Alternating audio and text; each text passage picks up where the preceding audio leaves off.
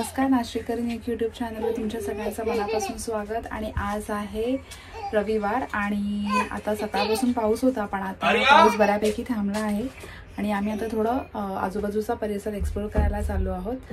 तर चला निघूया। आर्याला काही गाडीत बसायचं नव्हतं, तिला तिथेच टाइमपास करायचा होता। नेहमीप्रमाणे तिचं फेवरेट काम दगड उचलणं। गणेशला आणायला गेला पण ती तिथून पळाली। मग मी फायनली विचार केला की आपण चालतच जाऊया आणि आम्ही अरिनला पण बाहेर काढलं आणि हळूहळू चालत चालत आम्ही एंटरटेनमेंटच्या सेक्शनपर्यंत पोचलो।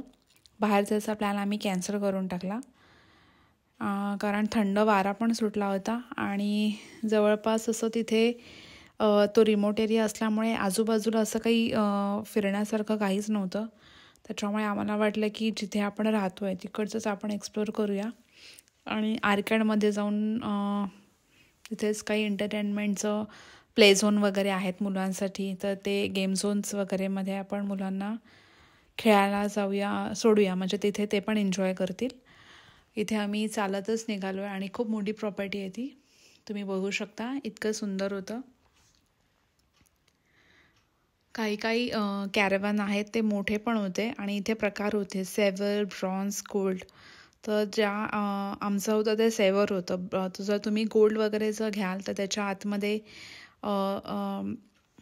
स्पा वगैरेचं आहे, जॅक्युझी आहे आणि इनफॅक्ट पुढे बसण्याची जागा पण होती छोटी, जिथे चेअर्स वगैरे पण होत्या, छान डेकोरेट केलेल्या होत्या। काही जणांचं प्रायव्हेट पण होतं ज्यांनी स्वतः ओन केलेलं पण असतं, तर असं पण आहे। आणि तिथे त्या लोकांचे शो हाऊस पण होते, म्हणजे कॅरेवन जे होते ते विकण्यासाठी पण ठेवलेले होते तिथे।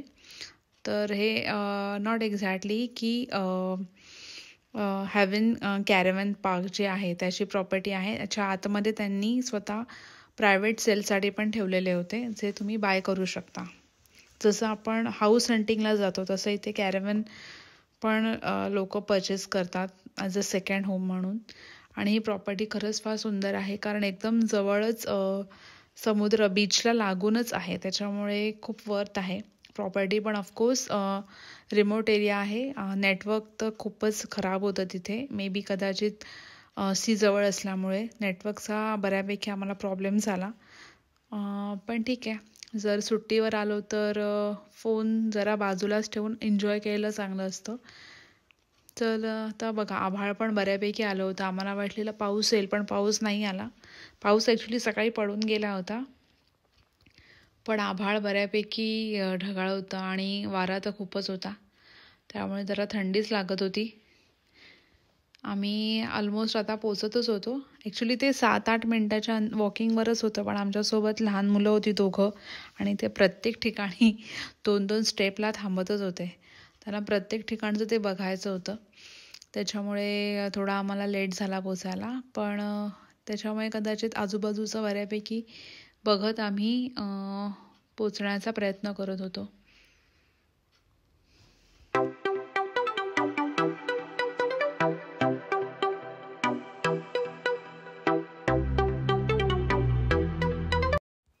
आणि प्ले झोनमध्ये आम्ही पोचलो।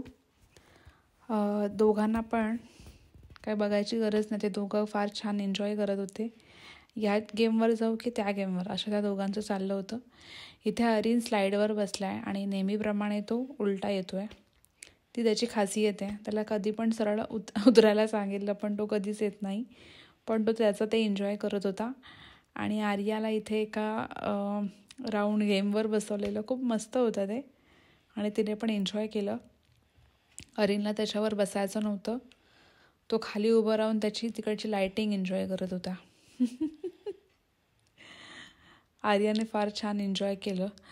नंतर अजून तिथे कार पण होती, त्याच्यामध्ये ते दोघं बसले होते। एक एरोप्लेनचं ऑप्शन होतं, त्याच्यात पण बसले होते।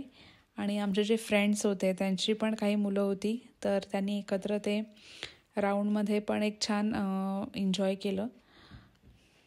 आणि तोपर्यंत तर जेवणाची वेळ होऊन गेली होती। ॲक्च्युली आम्ही निघालो उशिराच होतो, जेवणाची वेळ उलटूनच गेली होती कारण आम्ही जरा उशिराच उठलो होतो, त्याच्यामुळे ब्रेकफास्ट पण बऱ्यापैकी हेवी झाला होता, पोहे केले होते।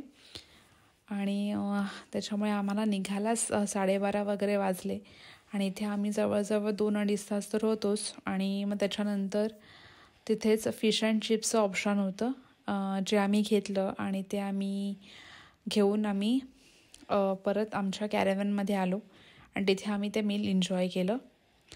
तर असा कसा वाटला तुम्हाला आजचा व्लॉग हे मला कमेंट करून नक्की सांगा. आणि आवडला असेल तर लाईक करा, शेअर करा आणि चॅनलला सबस्क्राईब करायला विसरू नका. धन्यवाद.